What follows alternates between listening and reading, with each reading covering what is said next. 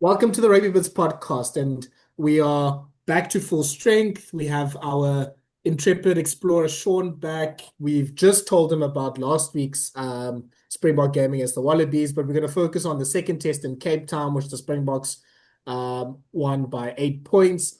And we're going to look at Argentina's big win in Buenos Aires over New Zealand, the Springbok women's big win, and their first win in a long time in a Rugby World Cup over Brazil, and the first weekend of an amazing weekend in the Women's Rugby World Cup as well. Shaun, welcome back. First question you asked us was how the first test went. I think we told you that Santi gave South Africa and Australia a bye for the first week. Yeah.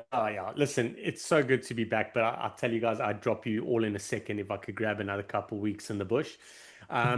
So yeah, I was glad to hear that we got a bye because I still haven't watched that bye game and it didn't happen in my world. So if I'm overly positive or just slightly negative as opposed to being full on negative, you can understand why. Very interesting. So I was chatting to you guys a little off air. Like some people in Kruger in the campsites, they have satellite dishes. So I did make a decision that I wasn't going to go and actively seek out the game. I was Brian, my daughter and I were just listening to the sights and sounds of the Kruger.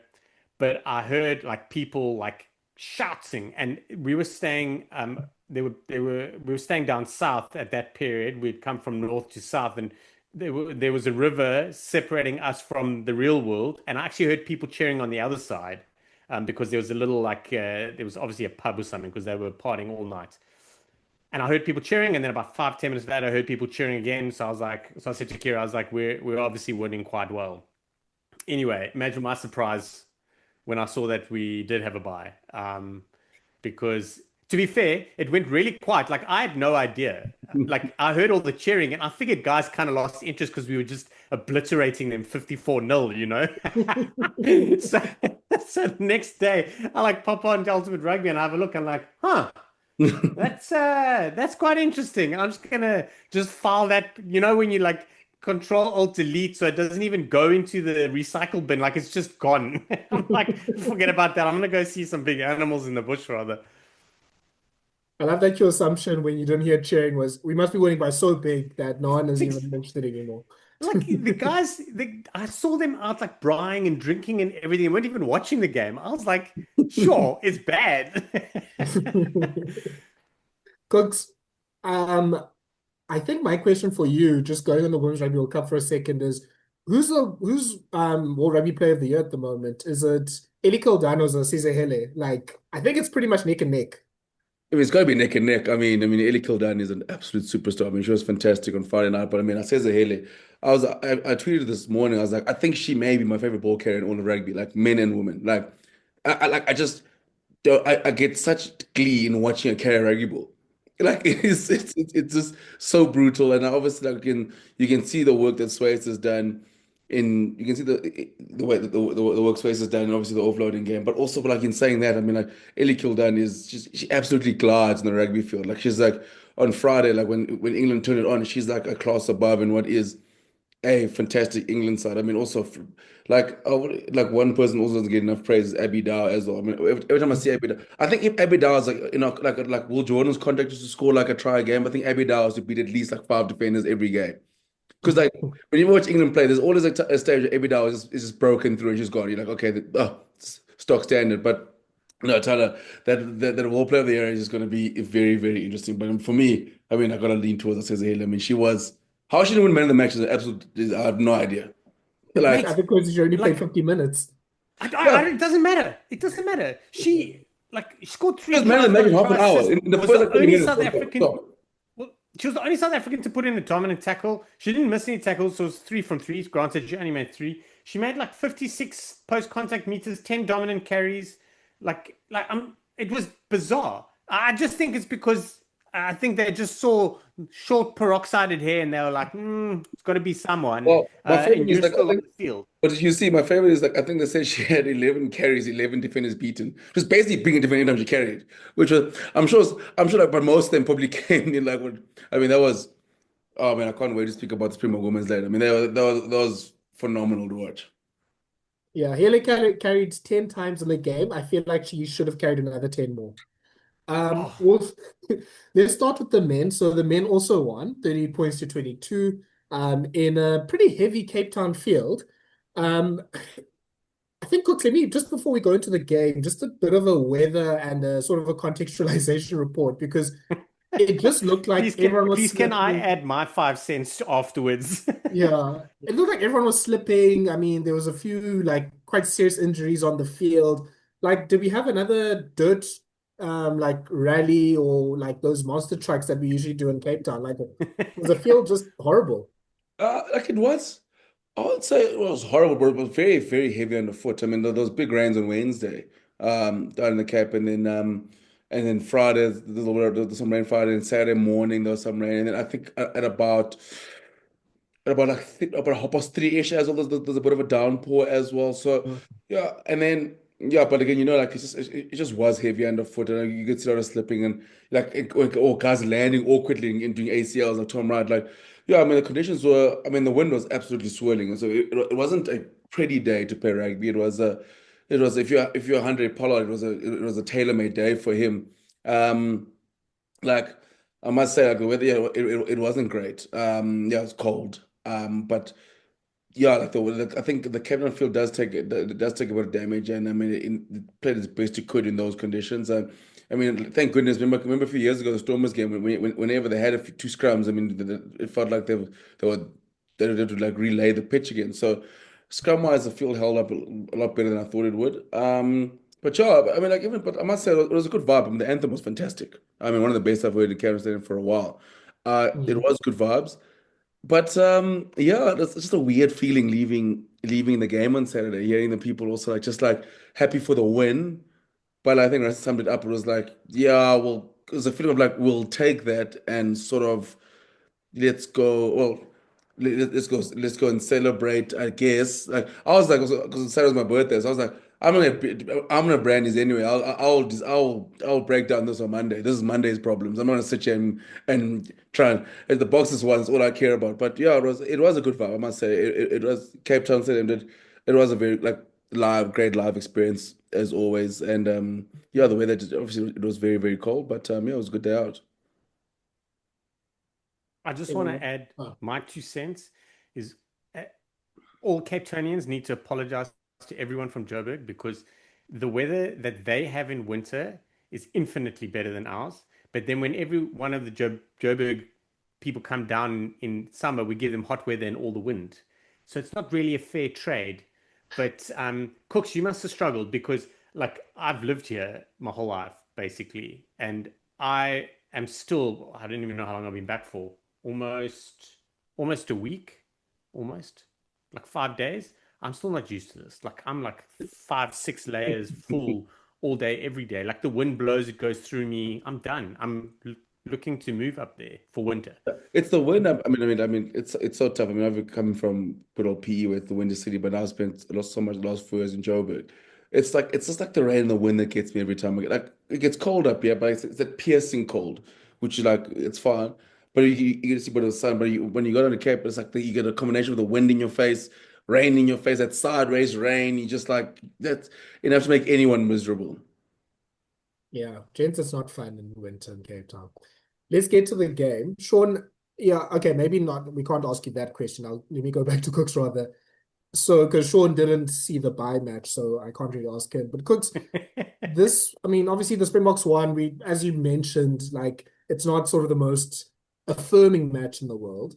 But I mean, let's start with the positives. Like, what was the big change from last week? Was it the fact that the Boks kicked more in the first half than they did the whole game last week? Was it the ruck that that we stopped Fraser McWright and Co from having a big influence? Was it the defense? What do you think was like the biggest change from last week? Well, but everything we did sort of wrong last week, it kind of went right this week. I think you look at the number of passes. I think last week we made 212. We got that down to 119. So we went from the most passes a week ago to the least amount of passes a week later. Kick the most at a ball in hand. I think we sort of played the conditions very well, and we kind of expected that. 6-2. Well, turned to a 5-3. Well, it was actually 6-2 because Andre Estes played flank. when he came on. So like, Handré Pollard coming in, there was a lot more control in our game, which was fantastic. I mean, we challenged Springbok last week to sort out their ruck issues, and we saw it affect them in the inbound series against Italy, and then now again in that first test against Australia, which now we mentioned McRath was fairly quiet in the game, and yeah, also the lineouts 100%, but I still am slightly worried about the lineouts. I mean, a lot of front ball and things like, if that makes sense. Like, it wasn't like maybe Kia did have he made a massive difference with the lineout time. The lineouts do seem to function very well when he's on the field. Yeah, but yeah, you take 100%. I mean, after the disaster class, the lineout time from last week. So yeah, sort of everything that we did, well, like we struggled with the most and like the biggest issues a week ago in Joburg, we kind of sorted that out. And I thought Handré Pollard was fantastic. Yeah, like it's classic break glass in case of emergency. And so now that the funny thing now, the Springboks is like I think we find ourselves sort of in a catch-22 now as to, which for me is like, so how are we going to play now going forward? Is it going Yeah. to be like Australia or how you played on Saturday? I mean, Saturday kind of felt like a little bit back to how, the stock standard where we play pre-Tony Brown era, or like is that going to be the case moving forward? For me, like the biggest positive, like is obviously we fixed all the mistakes, and I just think for something like Handré Pollard, it's like there comes a stage you got to put him as one of the most clutch rugby players in the world. The guy just wins rugby games. Squidge made a video about him and he just said one of his greatest traits is that he knows to win rugby games. I mean, he hasn't missed a kick this entire year, 6 from 6, 15 points on the weekend. I mean, massive, drastic change in obviously in tempo and mood and control in the way you play. You could see how well he sort of tapered things down at times when and not allowing it to get frantic and sort of he did Handré Pollard things in a situation like that in a must-win game for Springboks. There's still no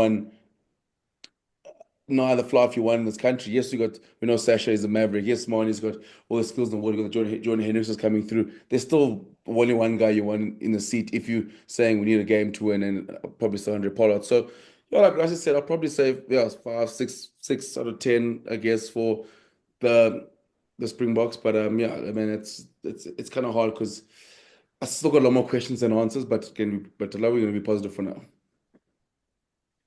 The big thing about Handré Pollard, like he dovetails his errors and good things exceptionally well. Like there's no doubt about it that we won the game because of his kicking, but it was very evident that this expansive game is definitely not suited for him, because his passes always put people under pressure for a number of reasons. One, if he's going to be sending out like a 20-meter skip pass, which is clearly what the game plan is he has to wind it up. So the defense clocks that and shoots.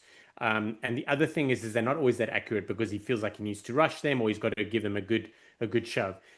Where he really did well on Saturday was he didn't let those errors compound on each other. Where I think we see a lot with Marnie and stuff, like it just so happens that everything just goes on the same, like missed a kick, bad kick pass or something like that, and you know what I mean, and then it just kind of builds. But to be fair, it's probably the best person it could happen to is Marnie because he can kind of shift it away out of his sort of subconscious. But the thing about Handré, and it's coming out, like you do see it in socials, like everyone's like, cool, he does have his limits, and we've only realized these limits now because we're starting to play a more expansive game, which now it really leaves everyone in such a weird space, like because if we're going to be playing expansive rugby, you're probably not going to be relying on Handré Pollard to do that unless you change your 12, or you change the way that Damien operates, or you have a Villy there, which causes another bit of other people to short circuit. But then Handré is going to manage the game really well, and we're going to kick, and that suits our wingers as well. So it's very interesting, but I thought he dovetailed really well. Like I don't think he had his best game, and I think there's some clear deficiencies in the way that he plays versus what we want to do or how we want to spread the ball. But there's no doubt that he can go on and win any game at any time. Like, I mean, I'm not bad mouthing him. I'm just want to kind of balance that out.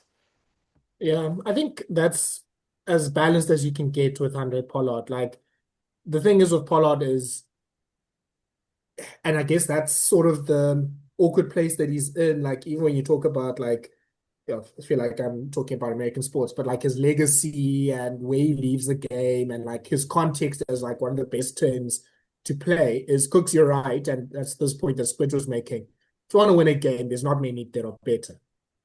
In terms of it's a final, it's high stakes. He can do those things of getting into the right positions and taking the points when they're an offer. He's probably, yeah, I think even Carter, probably only Wilkinson and maybe some other kickers are maybe at his level as a goal kicker. But in sort of the week to week and the sort of the ball play and the consistency in performance, that's where he sort of falls behind. Like certainly that like Carter Wilkinson level, but even that sort of like Sexton and Owen Farrell level of just that consistent, or Bowden Barrett even, just that consistency week to week. We can trust you to put a 7, 8 out of 10 in all aspects of being sort of the playmaker of the team. So yeah, it does put the Boks in such an awkward position because I think the sort of the meeting of the two, if Pollard is one side and Libbok is the other, Sasha's in that middle. Obviously, Sasha, I think, still needs a few more, season or two just to develop as a player. Maybe it happens. I mean, he was kind of being used as like the starting 10 last season, with Pollard sort of coming to clean up. And maybe that's going to be what happens in 2027. But right now, obviously, next week is the must-win game of the year.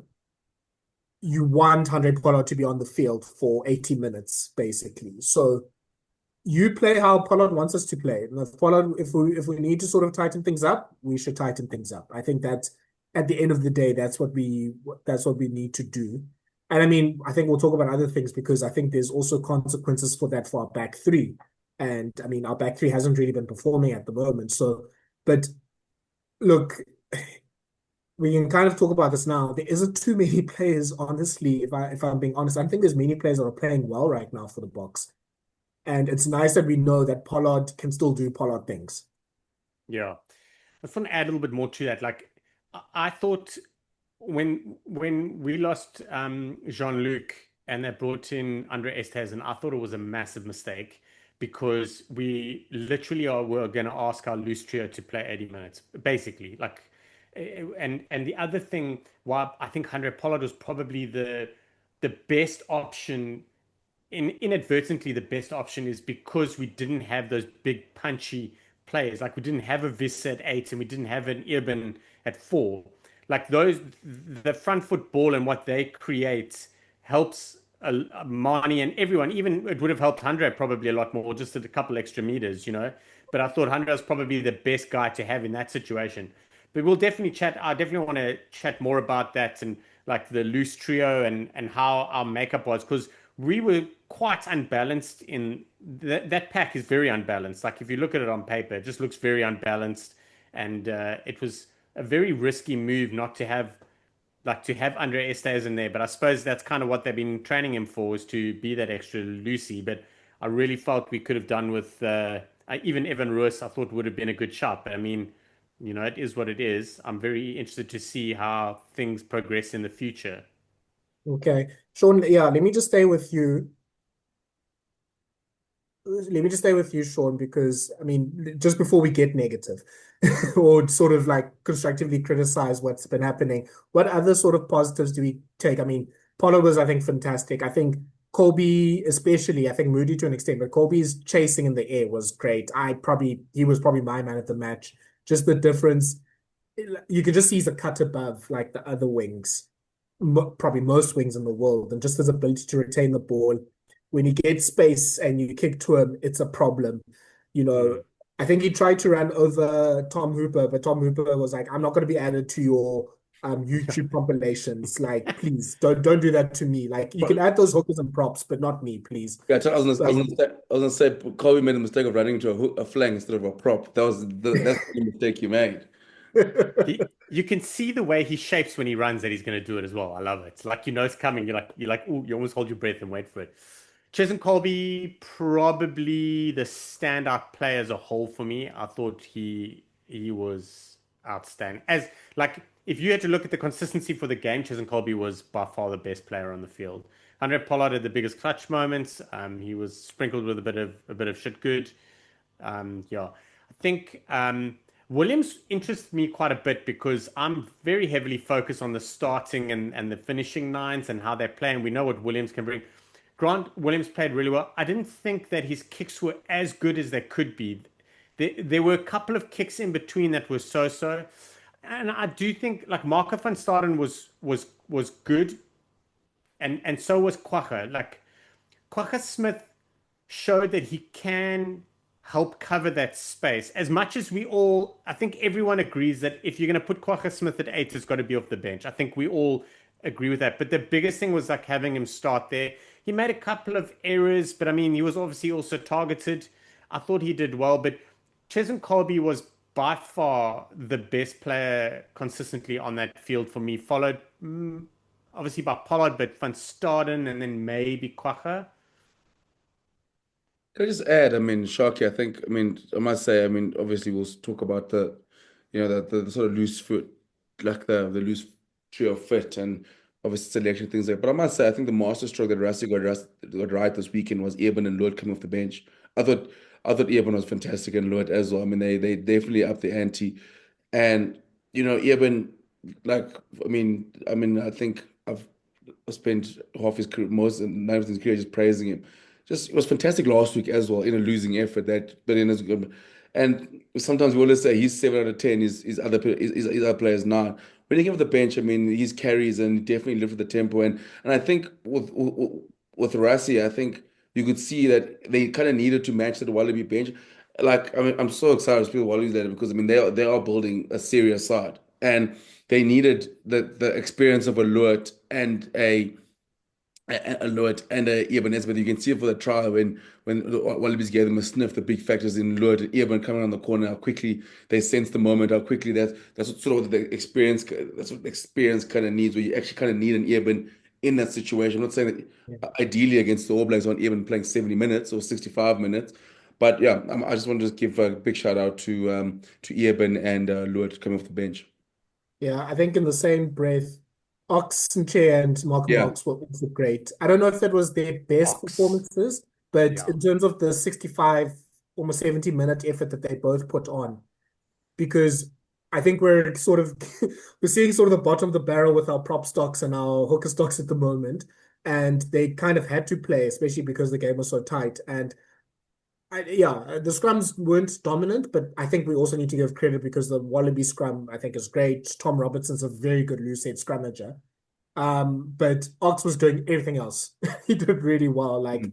yeah, 10 tackles. He made a turnover. He carried well when he needed to carry as well. Like, he was vice captain. And I mean, I saw a lot of people making comments about how vocal he was, like just setting up the defense and everything like that. So, you know, he's become now a senior key player. Like, I mean, he was kind of, I want to say like not a breakthrough player, like maybe just before the 2023 World Cup, but like he wasn't like one of the leading players. Now he is. Now he's certainly like other players are now sort of maybe in that sort of like tipping point of are they going to make 2027? Ox needs to make 2027. Like he's almost like one of the first people on the team list.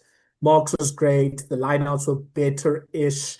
It just, yeah, we just don't have that functioning, efficient lineout that we used to. So we had to, like Shaun, I think, said earlier, we had to play it safe. But he did that. I think he was really good. He was almost like him, Kwagga, and Malcolm Foster, and I guess that was the good thing of playing them together. They can win the race against Fraser McWright. And they were just able, if like basically that half second that McWright needs, they were just able to close that door, which meant that McWright, even Hooper, like all the other sort of threats that the Wallabies had, they didn't have a chance to really make an impact in sort of rack turnovers. So that was a big positive of playing like essentially our three best fetchers in the team together. So yeah, I think that was really great from them. Yeah, I like Cooks's point about sort of the two locks off the bench, like playing well. Yeah, it's weird, and I guess that maybe, but yeah, to sort of start off now the questions that we have. I mean, the loose four trio wasn't ideal because we literally lost our first choice loose trio. Then Jean-Luc misses out at the end of the week. I mean, Andre Esthuizen was playing flank. I still need to focus on what he does in lineouts and stuff like that because, yeah, I mean, I wonder if a team one day is just going to be like, well, you should, I mean, we've seen Johnny May's scrum. Like, you shouldn't know what to do in a rolling maul. Maybe that's, yeah, like that's something that's people can like focus on.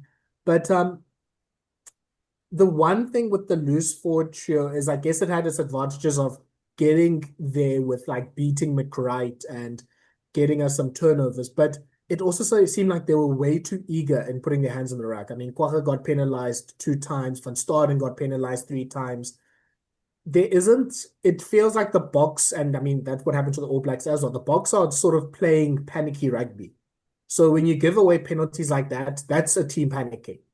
And yeah, I think that's a bit of a problem because it just doesn't seem like they have their timing right or they're reading the ref right, reading the sort of the situations right. So Sean, I mean, it is kind of solved. We've seen the squad for the games against New Zealand. Peter Steph, Toy and Kolisi seem like they'll be back for the Eden Park game. So we should have close to our first choice, and then Jasper Visa comes on in the second test.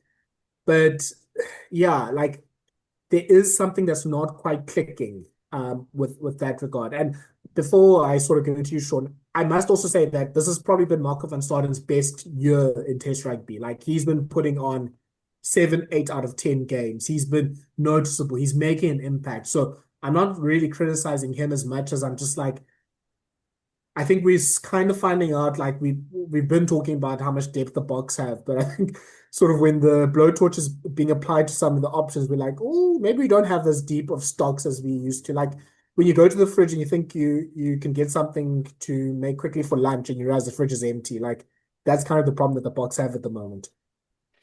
Yeah, I I really feel that losing Jean-Luc really helped push that panic a little bit because there was there would have been very clear roles. If you look at Marco van Staden, Jean-Luc, and then Mostert, like you can very clearly see some roles there. Like it's pretty normal loose trio. Jean-Luc's going to carry a lot. Mostert's going to hit all the rucks. That guy, I saw someone saying that he didn't have a good game. I was like, probably want to watch that again because he was busy. Like he was trying to be that glue guy. The reason why it also didn't work is because of Archie at 4. Like he's a very different carrier, and Norkia, they not more Snyman than Norkia, but it's a very different style carrier. Not having a Jean-Luc or a Visser, um, it really threw things off. Like it was almost like everyone was like wanting to do the same job, or like let's double up on this work. So I'd really like to know what the tactical plan was. Like, cool, this change is going to happen because I don't think they would have been able to prepare too much for this, especially having Esterhuis in there. Like, not having someone who can play blindside flank, I think was probably the biggest issue we had. We could talk about 8. I think not having Mostert probably played 10 minutes too long in that game. You'd want someone else there, someone really big and just to really make an impact. So it was very interesting, but it's not about that they had bad games. They had good games if you have a look at the circumstances. And listen, Kolisi and Van Staden are so different in their role at number 6. That's also like we missed the Kolisi out wide, and I'd love to know from you guys in that game that didn't happen last week, like how when Kolisi went off, because I didn't realize he went off so early until I look at the numbers. Like how was it visibly was he visibly not there with our wide attack and with that ruck work? Like so the dynamic has changed not only with the personnel but with also with their strengths and weaknesses, and I think everyone understanding how to work with this guy, it didn't work out. And it's a great time for us to do it. I don't want to have to do this in a knockout game. And it nearly turned out to one. So it was very interesting to see that.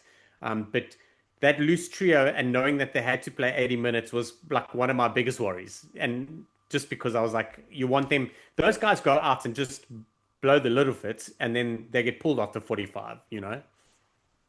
I think my worry, Sharky, to add on your point in terms of like, yeah, I mean, the Jean look to pre-loss is kind of massive, but also we desperately miss Jasper Visa.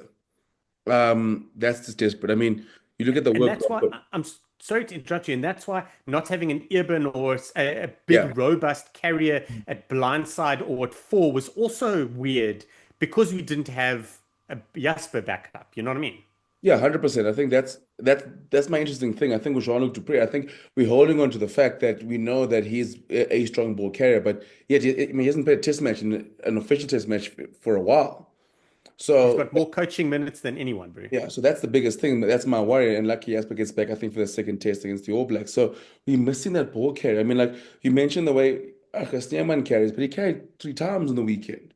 So our number 4 lock, like Evan carried 6 times. He came off the bench. Like you can see the impact that he made in getting going forward. My biggest thing is you look at the Wallabies, for example, Rob Valetini carries 12 times. Having that robust carrier, sort of he gets some momentum every time. I mean, he was fantastic again. What a rugby player. Like so I think the loose trio, like as much as Kwaka was busy, but it's like, but we're not getting go forward from our loosies. Kwaka, I mean, he carried 6 times, and Marco van Staden carried 8 times. But I don't think you want Marco van Staden leading sort of your pack in terms of carries. Like that's the type of player you want. I think that's my worry. And tell like you mentioned that like yes, the fridge is kind of empty in terms of like, but also like never mind like when you open the fridge sometimes it's all the same meals like I don't really Yeah. feel like having sort of a cheese sandwich again, and I feel like and like oh it's kind of bland. I'm looking for something. I'm looking for something more. My worry with the Springboks at the moment is that some of our players are kind of operating at about 5 or 6 out of 10. It feels like we feel very, not a bit like very All Blacks 2017, where we've got sort of the guys who carried us for 2 World Cup for 2 World Cup sort of reigns, still age-wise have got enough to sort of go again to 2027, but the performances maybe we'll see as the seasons go, but in terms of they can still give us the highs if it needs be like. But now the question is now is like a Malcolm Mark says, as good as he was, we know like there's still 4, 5, 6 years he can get up to when he's at his best. And Ox, we saw how good he was last year. We can get up to. Eban's fantastic, but like there's guys you like, and there's questions that need to be asked, like in terms of like if Vincent Koch does he have enough? France when was out for the season. So like all these guys we've got to sort of figure out. And the frustrating thing, Tell you said everyone's kind of playing the same way. Dougs was good, JC was good, that's fine. But you're like, okay, cool, but like we don't want to find the hard way in a World Cup semi-final. And you realize, oh crap, like the way the All Blacks did, like the guys are playing decentish rugby, but if another side comes in that's cooking and peaking at the right time, and I'm not saying that we're not peaking right now, I think we're still in a good place, but it just feels like a lot of the guys, we're asking them to like, okay, cool, they're gonna be like, okay, like, are they gonna? I know we can do it against the All Blacks in a one-off, but what's gonna happen next year? So that's where I feel like I'm most at. Like, for example, I thought it was good, he was busy, but he's just like like I need like he's hitting at 6 out of 10, 6, 7 out of 10, but he's not sort of getting it to where we know he's like that's like sort of my concern where I feel like my takeaway at the end of the day is we should have lost that game. A more experienced side beats us on the weekend. That's my takeaway. The Wallabies threw the game away in the last 10 minutes. I mean, James O'Connor, wow.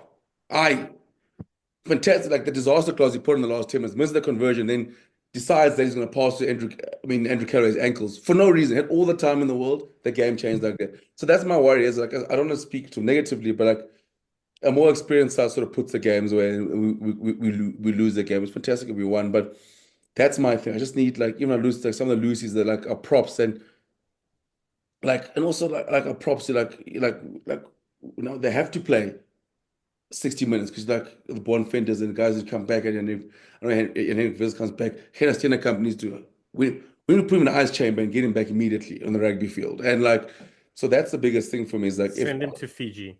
yeah, that's one of the biggest things. Like even our loose trio, so it's like we can't like we know Peter Stevens is a machine and Sia, but like the guys are getting old. Guys are picking up niggles now as well. Things like that. Guys have gone through to the depths of 2 World Cup campaigns. Hey, Yeah, exactly. So it's like 2015 as well. yeah, 2015 as well. And some guys were there. So now like yes, maybe the age, but now was these guys go through a lot now. And like so that's my worry. Like we can't be like, guys, Chris is back. I'm like, we can't ask this guy to play 80 minutes all the time. So if Prislev's gone, what's going to happen? No one's going to play blindside. And I'm sick and tired of, I don't want to see flanks I mean, centers at lock or whatever. Rassi wants to play, Oaks, whoever wants to play them. I'm like, guys, what did even Ross do to Rassi Erasmus? Like, we need to solve this case. Like, this is a press conference now. Like, come on. Like, we need an 8. Like, someone said to me in the weekend in Cape Town, and they're like, I think with Evan, sometimes they like he's disciplining you, record. I'm like, and Jasper? A starting 8? Like, I don't know. Yeah, I mean, I was gonna ask it a bit later and sort of be like, Shaun, I mean, I think you know Shaquille O'Neal, right? So there's that sort of meme template on social media where they put a picture of Shaq in a Celtics jersey, and that's basically the signal for you're washed now. Because when Shaq was playing like for the Celtics and like in his later career, he was not the same player that he was. And when Kooks mentioned 2017 All Blacks, I was like, that's kind of the feeling. That's literally the feeling that I got when I watched on Saturday. It's like, is this kind of now the? It's almost like this next sort of 6 matches with New Zealand twice, Argentina twice, France and Ireland are kind of the turning point now Yeah. of where do we go as a squad? Where does the game plan go? Who's coming for 2027? Who's going to be sort of left off the bus? And I mean, we've seen this before with the Springboks, literally in 2010, 2011 with Peter de Villiers and the 2007 World Cup and the Lions winners. Like, there's a moment where you need to sort of just renew the squad. You bring in the Bismarck du Plessis. You sort of try to move the senior players into either different roles or maybe just leave them out altogether. And it's not an easy process. Like, Hansen is probably one of the best coaches ever. He wasn't able to manage that. We had Ben Smith not playing, key games in the World Cup when that was a mistake. We had John Smith in our case playing at tight head prop when he probably didn't need to. Like, it's not an easy thing because I think we'll see with these players, and I think that's kind of where they are right now. They can get to 10 out of 10. They can't really do it every week, but they can have moments where you're just like, oh my gosh, Eben is shutting this game down, or look what Creole is doing, look what Sia is doing, whatever the case is. And I'm not saying any of these players are like fully washed, but now it's sort of getting to that point of how do you sort of manage and develop the squad so that they're at their best in 2 years' time. But never mind that. I mean, especially now that Argentina's kind of given everyone a chance to win this Rugby Championship, how do you manage the squad for next week when we play in Eden Park? Who's trusted? Are we gonna I'm kind of thinking we need to go back to Dad's army with the team. Like, get the 2019 band all together. Get Pepe and Leroux in the back three. Get Peter Stefan Kolisi there in the flanks. Like that, I trust that more because in some cases, even with the newer players, I don't think people are playing like necessarily badly, but I'm also not seeing some of the players take opportunities. But I guess that's also what happens when the team is under pressure. So last year it was looking like, oh, okay, Eric Lowe looks great, like Jan-Hendrik Wessels can do a job and all that sort of stuff. Now, like someone like Kanan Moody gets put in the team, he doesn't quite have a convincing performance there.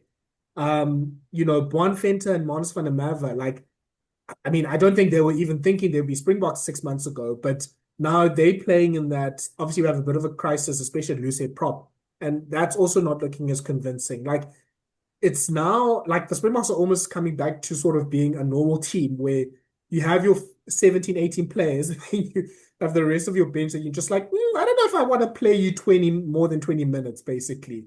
Like, we used to have 2 of the 4 best tightest, 2 of the 4 best hookers, 2 of the 4 best loose heads, and now it's kind of coming into normal where we have our Kyle Sinklers that are coming off the bench. No offense to Kyle Sinkler. So I think this is such an interesting place now for the Boks and things to monitor. And, the squad that was picked kind of, I mean, none really was dropped, I think, except for Kobus Visa to an extent. So it's the same players. They're all being trusted. I wonder what that means for the 23. Like, I mean, just to bring in something else as well. I mean, I have a lot of worries about the back three. It just doesn't seem like there's any cohesion between whoever the 3 players are at the back. Like, I don't think Fassi was bad, but I don't think he was great. I don't think he was like what he was last year. But I think that's also because positioning, it doesn't seem like it's working out, especially with them and Moody, which was what was exposed for for two of the three tries, is that pendulum is not sort of, going where it needs to. And yeah, that's also because, we don't have a consistency of playing the same back three because unfortunately, when you play in the Bok back three, you'll probably get injured for a few games. So Kolbe misses a few games, Aronson misses a few games, Moody has been out for a year, like Willems has been out, Leroux got injured during the week. So yeah, like there's just so many places in the team where you just like, it seems like now we have to default back to the 2019, 2023 people. That's not a bad thing. And I don't think those players are bad. Of course, they're still some of the best players in the world. But now the question is, if XYZ are not really fit, who of that next step, next sort of like crop and next age group are we trusting? And it's maybe not as long of a list as we thought, maybe after the Italy games or maybe after some of the games last year. I think also Thala, the biggest thing is also like why I say we're feeling 2017 All Blackish it's the schedule as well. Obviously 2017 the All Blacks are chasing a Lions tour, so like the band stays together for another 2 years. Where guys maybe would have left on 2015. Whereas like Springboks, obviously, yeah, Eden Park is the big one this year. There's all the talk, and obviously going for a three-peat, so the band's kind of still staying together. And the funny thing is now with Rassie is obviously like we know last year using 50 players. Sometimes I think about, I'm like, I don't know what if you say to me like now what team you picking Eden Park, but I'm like I don't know what our strongest team is at the moment in terms of backline, like back three as well. Like Kolbe and so Curtis out. So you're like, so who's gonna play 11? Who's gonna play 15? Is it gonna be because my thing is again like if you're playing 100 at 10, you kind of need a Will Leroux Sasha Willems at an extra playmaker at 15. But Willems is not playing well at the moment as well. Sasha has hardly played 15 this year. Willems as well, which I find strange. I mean, Angus Gus, analyst on Twitter, a friend of the pod, said that Willems has played about, I think he's played about 8 games at 15 for the Storm in the last few years. Granted, he's been injured, but most of his at 12. But you're going, okay, cool, he's a starting Springbok fullback. He needs reps at 15, and he's getting it in the Springboks. And yes, but now he's trying to adapt international rugby. But also, you're kind of going, okay, you have 100 there, you need a second playmaker. And yes, most of SA rugby is like, no, we want to see Willie again. But like, Willie's got to play. If you're playing 100, you need a second playmaker. And obviously the fussy Pollard sort of access will take time to get used to. But it's funny because the way, like, I mean, Styles, horses for courses, the fussy type sort of flow plays well with the Sasha. I mean, fullback with the Sasha at 10 or Mani at 10. Whereas, like, where like someone like Villeroux is perfect for Handré at 10. And it's always funny when, like, Shock, you always mentioned when Handré plays well, Valetini to play well as well, and vice versa. So, that's the key questions for me. Like Thala is like either so the Springboks put their chips in going. Okay, we gotta go to the old guard. This is what we're gonna do. Win the Rugby Championship because, like I said last week, you've never ever defended the Tri Nations or Rugby Championship. That's a big part of history, and we still gotta go to France. We still gotta go to Ireland, and maybe next year then we can be more experimental in terms of obviously giving guys a chance in big games. Sorry, Kooks. You forgot there's a All Black tour happening next year. There's a World Test Championship happening next year. 100%. But I'm telling you, the thing is, that's the thing though. Like that's the catch-22 is in terms of like you can't sort of have the same problems next year you play the All Blacks. And I understand that we have that tour. Unfortunately, some guys are going to have to be thrown to the wolves. And that's the funny thing is with like the All Blacks pre-2017, that's what they were doing. They were throwing young players into the wolves, and they sort of made that core and they built that good depth in 2015. Then 2017, they kind of stuck with the old guard, and then they sort of found the problems and that they kind of faced and they're still facing now. So I don't think we'll ever get there. So it's just interesting for me to say because I'm not saying these guys are bad players. I'm not even trying to make wholesale changes. It's just also going, guys, we got to look at these dogs and go, listen, they put a shift these dogs since 2015. Now they've gone to back-to-back World Cups. It happens. We got to figure out what's the next step going into 2027. We can't keep up 18 like 95% of the 2023 squad and hope to win it. Teams have tried that and have lost, and they just could not get that extra gear. And I think we got to sort of figure out that soon with certain players. And it doesn't mean they're not stalwarts. I mean, some of these are Springbok legends, and that's my sort of concern at the moment. And maybe the question, like you said, like we put our chips in now. Eden Park. I want to see the All God against All Blacks Eden Park. Bring back Faf if needs be. Put Faf at 9. Let's run this baby. Let's run the show back. Where's Beast? Like, let's Wait run. for Milan. Are you available? Yeah, like that. That's what I'm saying. Like, that's what I want to see. Like, because my thing now is, I know everyone, all the fans are going, yo, 2027. Fuck 2027. Win the Rugby Championship. Can we defend this thing? I'm tired. So we can also have nice stats again when the All Black fans go with the greatest team ever. Like, that's what I'm talking about. Like, I wanna beat these Oaks. I wanna beat them 6-3 or 6-5. I don't care. Bring the guys back. Like, yes, everyone's 20. Like, guys, that's clear the focus. That's what we need to be. Like, some guys can just wear suits. Sorry, Born Fenter guys. I don't need you against the All Blacks. We'll build next week. Like, I need the guys. I need all the Vincent Clark. I need you. I need you for 80 minutes, 40. That's where we are now. I feel like, and we'll deal with Tony Brown when we play Argentina. We've got a job to do now in 2 weeks' time, and that's where we are now. That's where the guys are leading to. That's where our base players are. It's that old guard. Sean, We're in just such before an sorry, yeah. just before you No. go, Sean, like I think just the point about age profile, the Boks had um so it's Nokia, Van Staden, Williams, Moody and Fassi, 5 players under 30. Australia had Robertson, Skelton, White, O'Connor, 4 players over 30. So that just also talks about where these squads are, squad profile, and all that sort of stuff. And there's a sweet spot. You want your players sort of hitting 30 when they win a World Cup. Obviously, when they're all past 30, that becomes a problem. So, yeah, the next year is going to be interesting. But I agree, Cooks. Next year is about winning. And like I put on Blue Sky my fifth 23. It pretty much almost read like the 23 from the World Cup final in 2019. So I'm all about like go all in on because yeah, some of the other sort of younger players are just not on form right now. Go all on in on the tried and tested. Sean. It's such an interesting space. We, excuse me, like we are. So it's 2025. I don't think like we generally make the year before the World Cup the is it the big one, like the first half of that year, then it's a little bit of a chill and yeah, it's normally the year before the World Cup that we do work some things. So it's coincided with like the age profile, the form and injuries, plus these new styles of defense and attack. Like all of that has all come together and has become a bit of a perfect storm. And that's why everyone's climbing on everyone.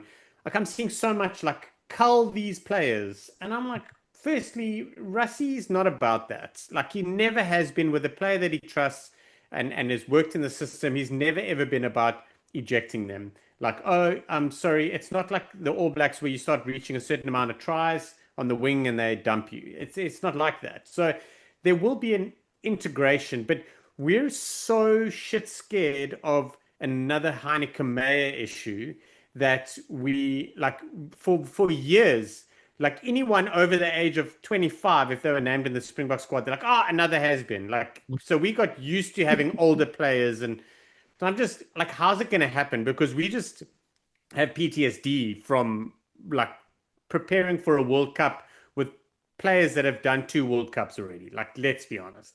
But we also, and Cooks, you bang on, like, you talk about like combos. The combos are parts of those combos are injured. So Russie's always been like, cool, this combo works. We're going to make it work, but then we're going to throw other people into that combo to see how we work it in the future. So we're not reliant on one thing.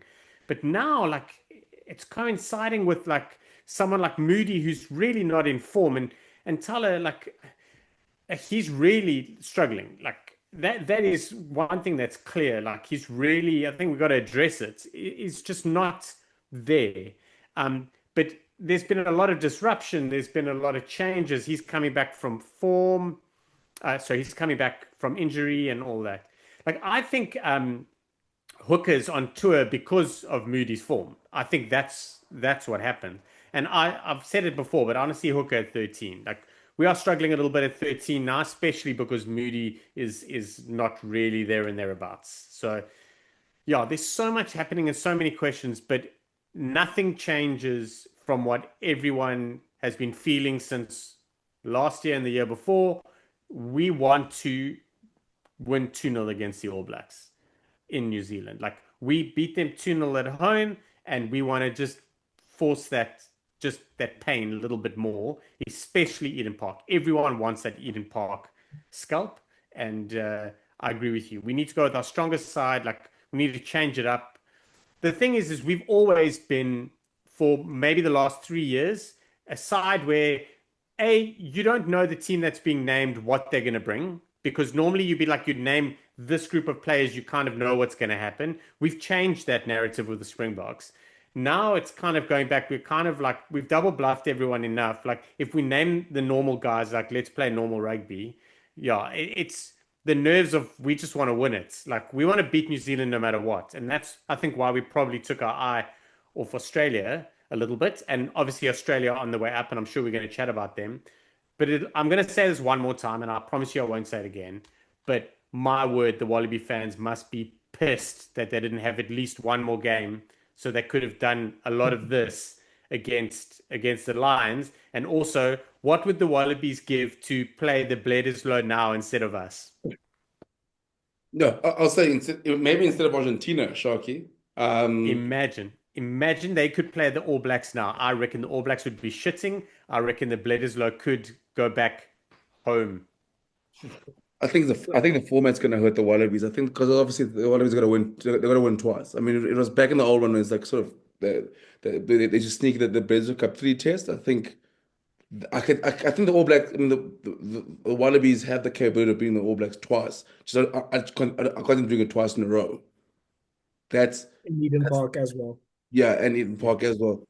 Oh, stupid All Blacks love putting games at Eden Park when they know in doubt. Just put what are they going to do? What are they going to do when they've lost 2 games in a row at Eden Park? Yeah, exactly. But who's going to coach them firstly? It's like when they did the couple pango basically in every game, like for the last 2 years.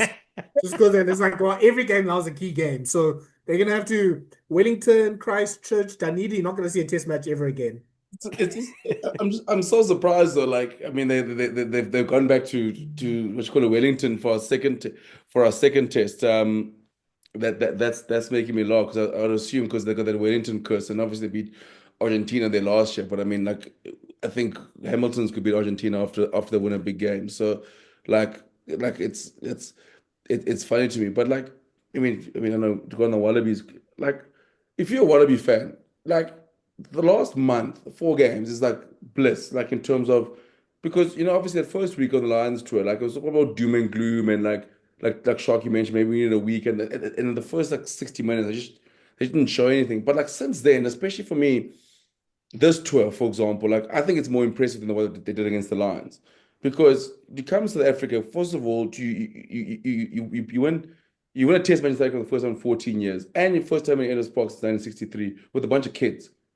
And the next week you back that up. Like I said, as much as like I'm more impressed with the Wallabies after this weekend than I was last week. You come back here, you prove it's no fluke, you back it up, you get yourself in a situation, and they were down early again, and the Boks sort of came momentum and they were so smart. Like Thala, remember you mentioned last week, like where it felt like it was the test matches of old where the Wallabies would always find ways, well, some of them a little smarter than us, they'll find ways to get themselves in the game. Like that quick tap from Nick White.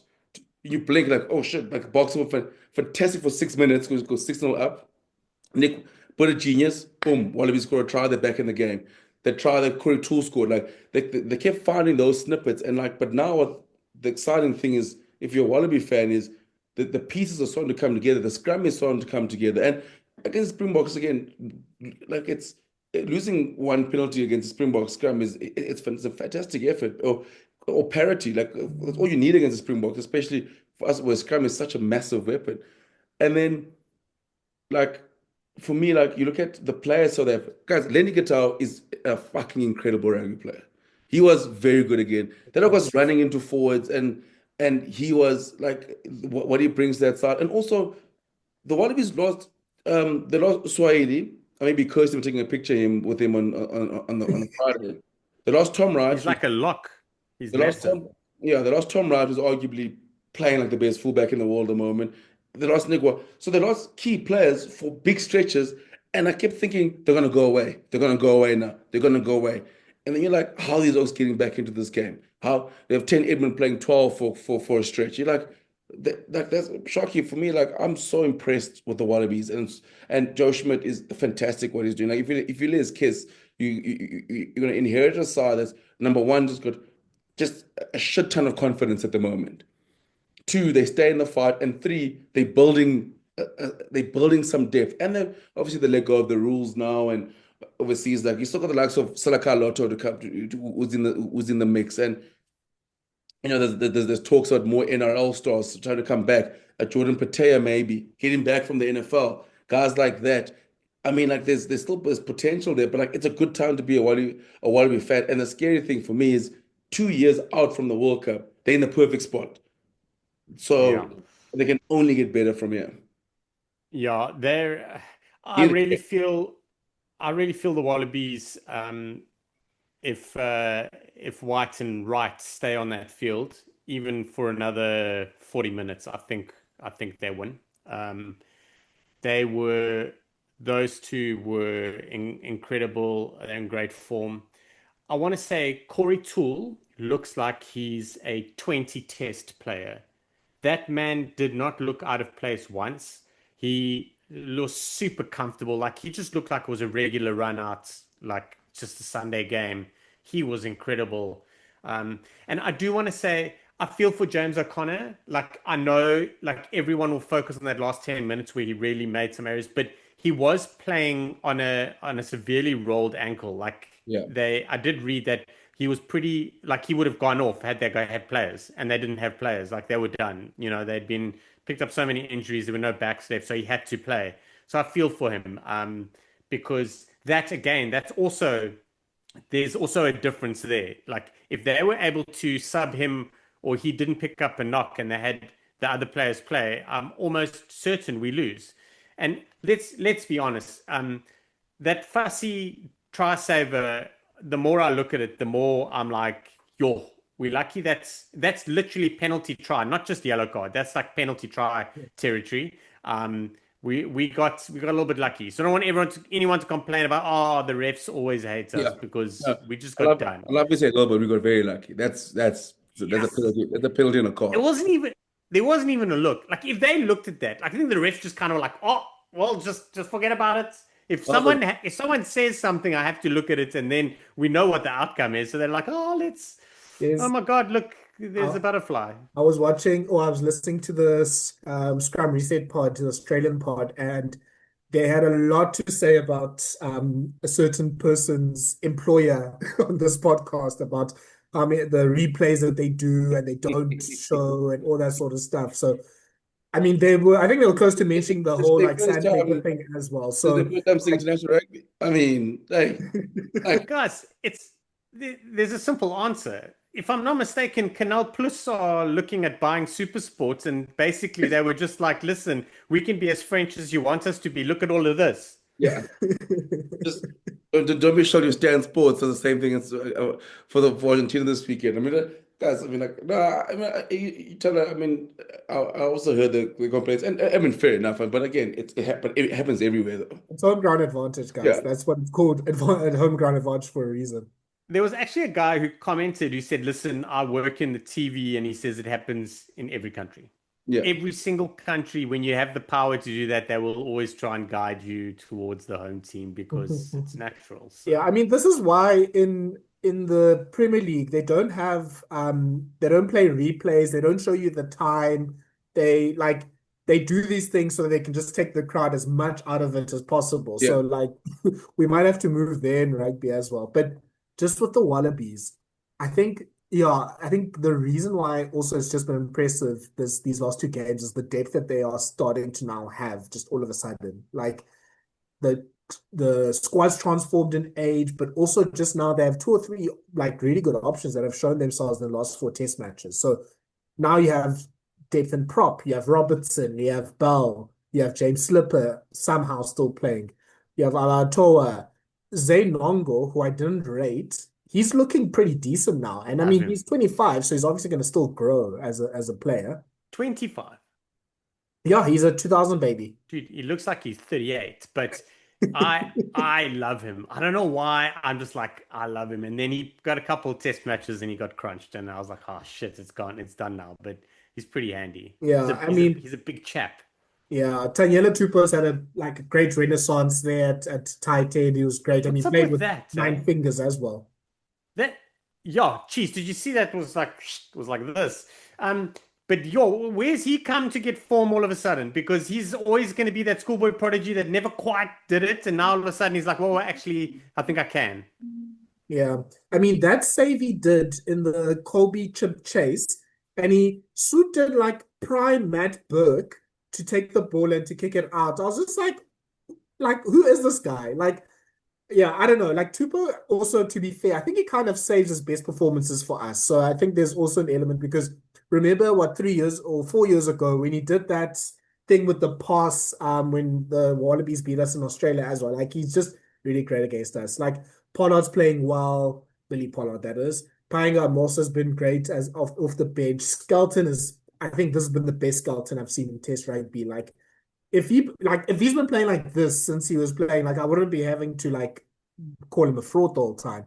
Do you know the thing is there's so many layers to his game. Like he can be an absolute shit-stirring grub like he was this weekend, or he can be that absolute punching carrier that destroys people. Like it's such a he's really got complex sort of game in him. You know, he can really play a couple of things because he was just a freaking nuisance, and he was like he Yeah. wasn't having massive carries and doing the usual stuff we're used to him doing. He was just kind of lying on the ball and pestering this guy and holding this guy back, and he's the kind of guy that will like cause a little ruckus on the floor, and then when the ref looks at him, he'll be like, "But ref, look at he's holding me," like you know what I mean? Like the kind of thing that just makes you want to punch him in the nose if you're playing against him. But yeah, he's brilliant. The Wallabies have honestly, in such a short period of time, have literally gone from zero to hero and have a platform that they can build on. I mean, even after last week's not game, that you would never have said to them, listen, they'll be competitive in the World Cup. And like they've got 3 games in a row now where they've done well. They beat the Lions, they beat us, and they gave us a flipping scare in Cape Town. Now everyone's going, watch out for them. Now all of a sudden everyone's scrambling, like what are they going to bring at their home World Cup where it's going to be wild? And Yeah. hopefully Marky Mark's playing because he's throwing all sorts of NRL nasties. Like, yeah, so there's just depth everywhere. There's quality everywhere. I mean, they have a bit of a, well, they've basically had a fly-off crisis for the whole thing. Like, someone saying this also James O'Connor's first time he played 80 minutes was last week. So he's played like almost as many minutes as he played for the season for the Crusaders, essentially, because like he wasn't, I don't think the plan was for him to play 160 minutes. I think Edmund was going to come on maybe early second half if they didn't have all those injuries. And I mean, to be fair, even like I'm not a big Edmund guy. He played pretty well. Like Yeah. he wasn't a problem at all. Sort of as I don't know if he Especially at was a 10 or 12. a 12. Like yeah, he did pretty well. Toole, I think he looked like he looked like a 20 test veteran because he's been in the Australian squad for about a year. So I think he's just like, and Schmidt, I think, is playing well with these selections. Like, there's moments where you've just been like, okay, where's O'Connor? Why isn't he playing? And he plays him at the right time. You know, why is Corey Toole not playing? And it seems like he's playing him at the right time. So he obviously it's Joe Schmidt, but like he's really choosing his thing. So yeah, I mean the fullback thing will be interesting. Like I guess they go Kellaway if I mean Wright is now out for pretty much the rest of the year. So I guess it's Kellaway. Do they maybe go Swali? I would give Suali'i a little bit of a bit of a run there. I think the thing is, I mean, I think Ikatau and Swahili, obviously, the combination has worked nicely. I mean, obviously, well, hopefully Swahili just gets through the little niggle he's got. But I like, I want to see how he goes at 15, having played, I mean, for Waratahs. And then, like, Hunter the Hitman Pasami has been unlucky. I mean, he's been chomping at the bit to go. Ikatau goes back to 13. And the funny thing is, they kind of get a little bit stronger there because now they get a better defender in the 12 with Pasami, and Ikatau goes back to sort of 13. And then Swahili's, it's going to be interesting to see how they use him now in that extra space. Because the thing is, tell you right, because my thing is like, yeah, you got Callaway there, but they don't have another 15. So the two best 15s is Tom Rada and Swahili. So your next big Yeah. 15 is Swahili. So I would love for him to give him a crack because I think the side still stays as balanced with Paisami coming in, and then you got the quality of Ikatawa, who just goes back to his natural position of 13. That's what I would do. Yeah. James O'Connor can have a sneaky little run at 12 or 13 as well. So like he'll be in the squad. In fact, I think if he can be like on the bench, and then have Yes. Donaldson or Edmund still play. If Liner might be coming back soon, I think, but I think it's probably going to still be Edmund or Donaldson for the next game. Maybe call James Ram. Is he available? Probably. But I think Suali at 15, I think would be. I feel it's a good enough move that would be able to showcase him a lot better and also cause enough havoc for the defense. Like I think there's enough there, but it all depends on his positioning, which he's played mostly 15 for the Waratahs this season anyway, I think. So Yeah. like I think it'll be pretty good. I'm a big fan of Andrew Kellaway, and he's just a little bit out of form. So maybe he hits a bit of form and then causes a bit of a selection issue. I like him to kill off the bench. I like him as a 23 covering wing and sort of fullback. I think with Swahili, especially Tom Wright, we're looking like an ACL tear, so you look at 9 months. So probably like I just think as the season goes on and Swahili is at time at 15, I think that's the way to go. If I was them, but like Sally mentioned, it's great that they have options. You know, a year ago we're like, oh geez, looks like if anyone kind of goes down here, like we don't know what to do. And Samu Karevi, Marika Korebete. guys like, and that's the path they're going, and we're begging them to bring back the old guard. Like, guys, it's better than what you have now. And So, sorry, 13. Also, Felipe Dargunas, isn't he still in the squad? He's Yeah. been playing a 13, lot of 13. I mean, you got the likes of Hamish. There's a loose cannon at 13 if ever you want one, eh? You got the likes of Hamish Stewart, like who've also been around, sort of got called up late. So that's the nice thing with the Wallabies. I mean, if you're in a position where you can call up a Korebeti, and guys like that, and we're going, no, actually, there's no need for that. I mean, it's gonna be interesting. Like this Pete Samu as well, sort of who's probably waiting for his chance. But yeah, look, so they are in a good place. But I would love to see Swahili just get a crack at 15. Obviously, I think it's if Tom Wright is available, I'm happy to say 13. But now with Tom Wright out for this, pretty much out for the season, I think they're gonna have to look for different options at 15. I think Swahili is number one.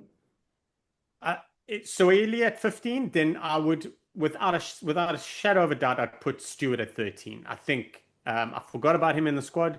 I think there's a good enough balance there. You can't just have too many crazy guys at 12 and 13, playmakers, all sorts of stuff. Stewart, I like him, pretty solid, and then he'll dovetail nicely. That's what they need to do. You can keep James at 10 if you want, or on the bench.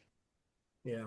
I mean, look, also just a big shout out to Tate McDermott now is the best reserve 9 in the world right now. Like he's filled in at wing. He's done everything. He's still alive. Like I mean, he unfortunately for him has done too well for him to be a starter. So Yeah. I think the two things that Australia needs to do, the Phil Wall, talk to Joe Schmidt, like we said last week, get him to extend to 2027. Talk to Nick White as well. Get him to extend to 2027. Like White has been fantastic the last few games. What do you hear with Nick White? Like so, like no, like do tournament to tournament. Okay, are you playing in the tour? Okay, perfect. He's going to retire at the end of every tournament now. Yeah. Didn't we do that with Mornay Steyn? We were like, just until the end of this season. Okay, just until November. But don't tell it, because like I said last week, Les Keys is standing there. Is like it'd be funny if they announce again, like so George Schmidt's been appointed to the World Cup, and Les Keys like, guys, give me this damn coaching job. Like I've signed the contract. I just want to coach the Wallabies. All I want to do is coach the Wallabies, but just waiting for the song to like leave. Gents, 3 very quick questions about the Boks going forward for the Eden Park game. Kooks, who's your starting 8? If Jasper's not available, probably Jean-Luc Dupree. Sean? Yes. Okay, I'd go Kolisi and from starting at 6. Starting 15, Sean? I want that again. I missed last week. How was Kolisi at 8? I mean, I don't want to go too long because we have to go to other games, but I think it was fine, like the combination. But obviously now the other problem is because Kolisi is playing as a tram forward, he's not cleaning rucks, and that becomes a problem. And now if the starter can clean rucks, he's fine. But now if you go sort of wide, there's now more opportunities for McWright or those sort of players to cause havoc. So if we're going to play tighter, which it looks like we'll probably do in Eden Park, and I mean, we'll go to the All Black game now. Like, I think that's probably the way to beat them. Then Kolisi plays a bit tighter. He can clean rucks. Then Van Staden, Peter Steph, Kolisi works for me. Jean-Luc, I'm sorry, I'd have you holding bags for another week, unfortunately. I think I'm still going to go with Jean-Luc. Okay. And then 15, Sean, who's your 15? Willie. Kooks? David Williamson. Yeah, I think I'm going Willie as well. But yeah, this I think shows how much these positions are being like in the balance. Then Kooks, out of 10, what's your confidence level that we break the Eden Park curse? Probably 7. I still think we slight favorites. I think I still think we're better side than the All Blacks. When it first started, I think we are obviously the All Blacks. I think for me the concern is I think they'll bring a bit more physicality in the Wallabies, especially scrum time and line out time. They're good. For some reason, the Boks don't stop mauls anymore. I don't know when we started. Like the memos disappeared. Like Russ has got to give us that memo. Like why are we doing lines in the middle of the field? He didn't tell us that now sides can score mauls against us. So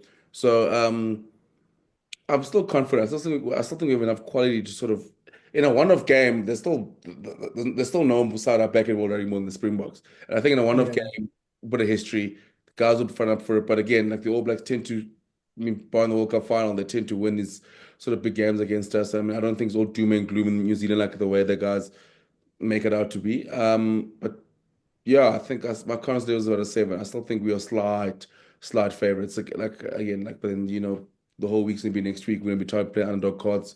It's gonna be but we're the All Blacks. It's the All Blacks. We're in New Zealand. When you play them away from home, I'm like, we've beaten these guys like 4 times out of 5 times. Everyone's like, things with the history. I'm like, shut up, man. We're better than the All Blacks. Like we should win this. Like that's why we are better side than the All Blacks.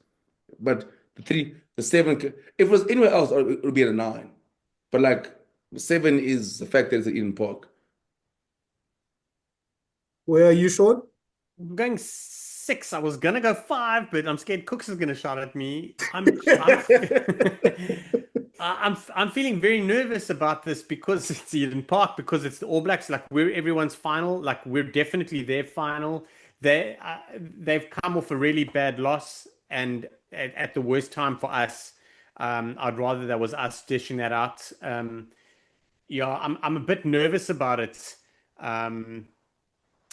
But to be fair, we also love a big thing for us is not just facing the All Blacks at home, it's beating the All Blacks away. That is also a big factor for us. Like it's quite a motivational thing.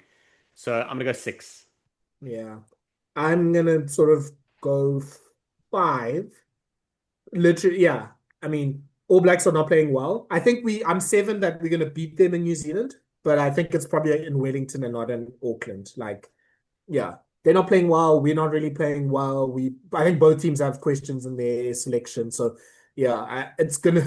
So it's not the clash of titans. I think it might be advertised as at the moment. Form-wise, it's a bit more of a mid-off, a bit more of a mid-table, Super Rugby Australia game. Yeah, Highlanders versus Blues in the middle of March. No, so let's go to the Argentina New Zealand game. Quick, let's start with the Argentinians. I mean, yeah, like I think people say to their kids, like, if you believe Santa Claus will like come and deliver you presents, he will come and then you get the presents. Argentina's the opposite. If you believe that they're gonna play well, they won't. But if you lose all hope in them, they come back and cook. And like it was such a weird game because it kind of felt like, they just had so much domination of territory and possession. They had the ball, the attacking stats were off the charts. And it just seemed like for a moment, okay, they're not breaking them down. They didn't really score that many points when New Zealand were 13 down. And then all of a sudden it starts breaking up, it starts breaking open, and then they just really put their foot down and control the game. And New Zealand, yeah, I mean, okay, let's start with Argentina first. Like I don't think they gave New Zealand really a hope in that game. And Like Malia was great, Matera was ridiculous, like their backline was fantastic, like just sort of peak Argentina, like when they can play at the top of their game, this is what they look like. Yeah, 100%. I think that's the best way. Tell you hit the nail on the head in the last comment. When they're at their best, they're very, very hard to beat. And I'm at that point where, like, when they're playing like that, there's not many sides that can stop them. Like, I think we can hang on, but like we've seen what they can do when they're at their very, very best. And like what do you do when Matera goes off like that, like he did on the weekend? Like, like how many players are better than Matera in the world when he plays like that? Because Artis Surveyor was on the field on the weekend. And we've seen him have games like that against Springboks where he's playing against the likes of Peter Steph's Sia and he makes himself the best player. He was incredible. Juan Martin Gonzalez is a freak. And he was good. And you look at for me like Argentina, like the scoreline flattered the All Blacks in the weekend. Argentina should have buried them. It should have been ugly. And they sort of let them back in the game. I must say, Thala, the guy who had in the most, Santiago Carreras was fantastic when he came on off the bench. Um, Because Malia was playing fly half mostly. I just want to put yeah. that out there. He did all his kicks, but Malia was fantastic, and Argentina still like when they turn on like that, they are very hard to beat. I mean, it's incredible for them to get a result like that at home. I think the weird thing with Argentina is the fact that we know the other side of them. So it's like you praise them, but you're like, oh shit, I know this other side. So like, I'm very happy they got the win at home. Obviously, they do throw the Rugby Championship wide open. Tella, I promise you, I won't be surprised come week 4. We sort of sit in the same place where each side has sort of played 4-1-2, lost 2. Like I won't be Yes. surprised that happens. I think Argentina's got more than enough to go to Australia and get a game. Yeah. I'm not going to sit here and pretend to get 2 games because then those are so when you give them hope. So I'm trying to be as level-headed as possible, but Tyler were fantastic. They're a joy to watch when they play like that. I mean, probably Matera every time because probably Matera's games when I watched them against England, I was like, oh, maybe it's gonna get long in the tooth. And when you watch him yesterday, you're like, okay, well, you can play as long as you want. Like, like it doesn't matter. But yeah, we touch on the All Blacks quickly. Yeah, I don't know. Just before that, Cooks, can I just very quickly, I mean, stats wise, Argentina carried for 538 meters, New Zealand 199. Argentina beat 40 defenders, 4-0, New Zealand 17, 1-7, 7 clean breaks to 1. Like it was an absolute domination from Los Pumas. And just in terms of players to mention, Santi Chocobares was man of the match. Fantastic. Like genuinely sort of putting his hand up also for, hey, I also want to be in the mix for best 12 in the world. Like his carrying was ridiculous. Like he was just so good. And I mean, 2 matches now that Jody Barrett wasn't looking at all near his best. And I think that's because of Chocobares. The wings, Carreras and Dalgi were fantastic. Um, yeah, you've mentioned Matera, you've mentioned Gonzalez as well. I think Montoya was fantastic too. I think he really played well.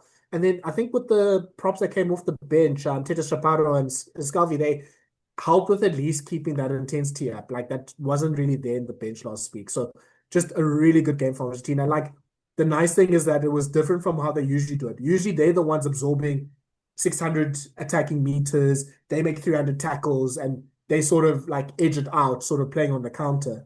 This game, they controlled the ball, they controlled territory.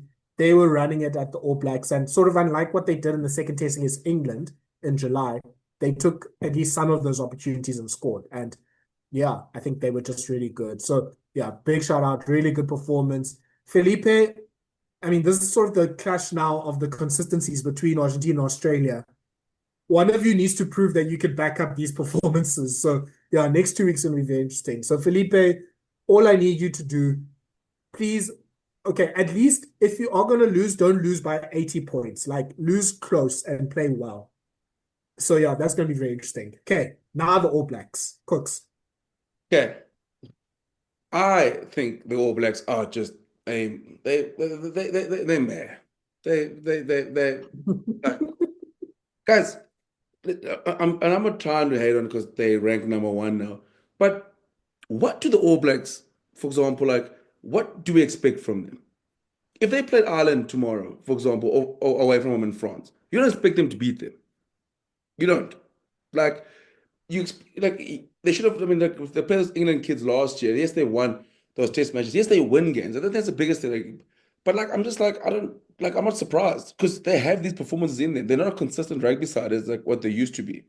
Yes, they found ways to win, but I'm like, for me, they're in that mix of like, I, I I just don't know where they're going. Like, and I say, yeah, I mean, it's not all doom and gloom because they still have enough quality just to roll to roll over Springboks and to roll over like the Boks, for example, and like you still got the Ardies and you know they got fantastic props and the lineout's going all Jason Ryan's fantastic. The backline, there's more questions than there are answers. Is Bodden Barrett the 10? Is he the guy? 15, 14, like Billy Proctor? Like he hasn't given us much. Rico, he looks like he's done. So now you're sitting there, you're like, okay, cool. The only person you're sure of is Cam Roygaard and he's injured. So even like Cordes Rotima, like you're going, okay, cool. It's Roygaard, Cordes Rotima, Hotham. None of them, the two Oaks like, don't make you excited. There's Finley Christie now. He's back. I was like, whoa, whoa, whoa. Like, you know, they can't catch a high ball. Like the kind No. of thing, like no, it's been Stevie Reese. You can't get high ball either. I'm like, these are your options here. Like, I mean, like that's the problem. Like, I told them breakdown, like maybe move Jordy Barrett back to 15. I was like, whoa, like again. But then what does that fix? Then you're from at 12 again. So the backline for me, the All Blacks is, and the problem is there's nothing coming through. Like at 10, that's the problem. There is no tens coming through. So it's Barrett or McKenzie. Choose one. Then if you at 12, it's yes, Quinter Pierre has been fantastic. Alan Brown can't stay fit.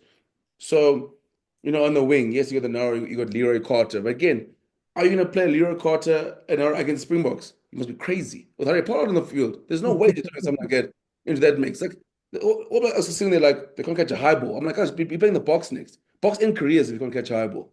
Like, that's like my worry with the All Blacks is like that's what I'm just saying. Like I just think they're like they mad. Like okay, like I don't like the All Black fans going like, oh, how the All Black standards, we lost 5 tests a year. Who are you beating? You're not beating France away from home. You're not beating Ireland away from home. Even though Ireland's like 35 years old, you're not beating them away from home. I don't expect you to beat England now. I don't back you to beat us away from home. I don't back you to beat Wallabies are stealing a game from you. I, that's 5 games I think All Blacks can't win. But maybe if they can, if they're on, like I just think like I'm just like I don't. I just think I'm not saying they're an average side. Today's standards, they're an average side. This is an average All Black side. And the thing is, Yeah, I I don't know where they're understand. going to get the answers from because yes, you got world class players like Jordy Barrett and Artie Sevilla. Roy God is starting to look world class and guys like that. But you know, but I'm like, like Taki Hao, man, what's happened to that guy? Like, Corey Taylor's gonna play 70 minutes.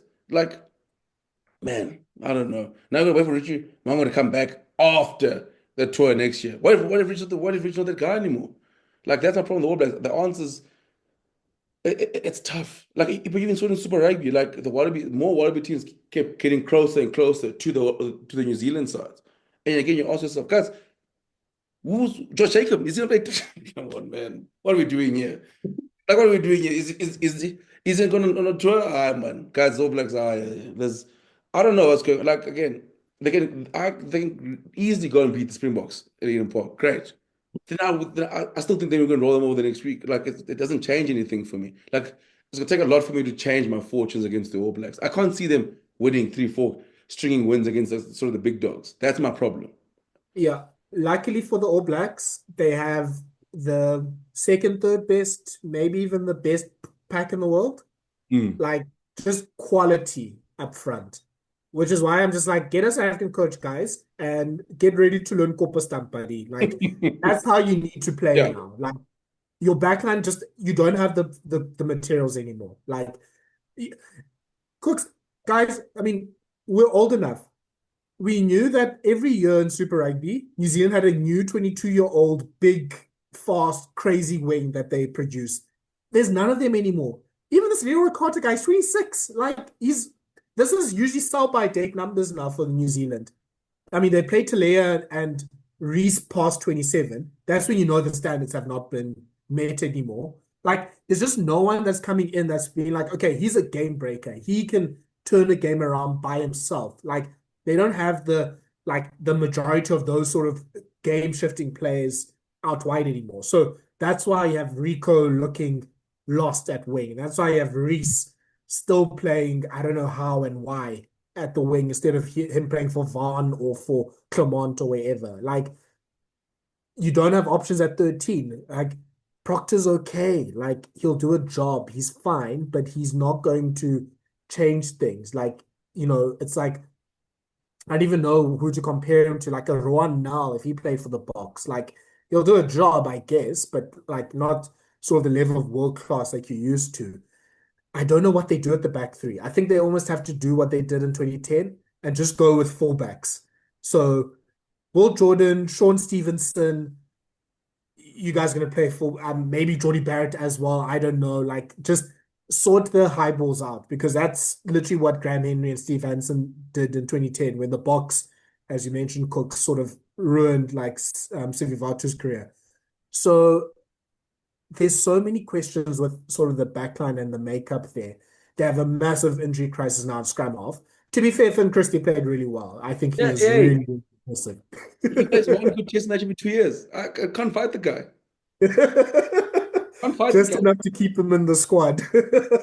Just to keep him in the mix. I can't fight the guy. What I'm saying is, if Peter Chris is back, that's what the problem. I'm surprised he's not in Japan or in France. To be honest with you, I thought he played with La Rochelle, replacing Kobala over there. But hey, like that's again like the All Blacks. They're not even exciting anymore. Like I said, there's not like guys gonna come in, score a hat trick on debut. Now must give their wings time. Why are we giving All Black wings time?